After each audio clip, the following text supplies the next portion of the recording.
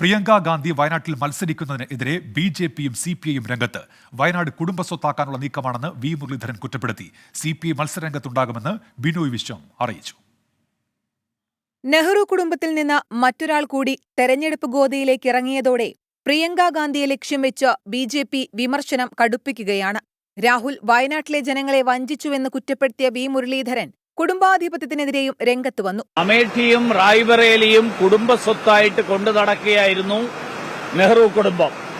അതിന്റെ കൂടെ വയനാട് കൂടി കുടുംബസ്വത്താക്കാനുള്ള തീരുമാനത്തിന്റെ ഭാഗമാണോ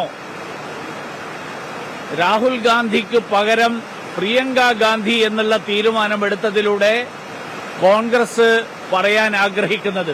ബി.ജെ.പി വിമർശനങ്ങൾക്ക് കെ.സി. വേണുഗോപാൽ മറുപടി നൽകി. അവർക്ക് എന്തും പറയാനുള്ള അവകാശമുണ്ട്, അവർ പറയട്ടെ.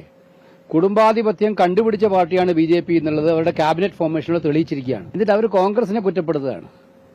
എന്തായാലും ഒരു കാര്യം ഉറപ്പാണ്, പ്രിയങ്ക ഗാന്ധി വൻ ഭൂരിപക്ഷത്തോടെ, റിക്കാർഡ് ഭൂരിപക്ഷത്തോടെ വയനാട്ടിൽ നിന്ന് ജയിച്ചു വരും.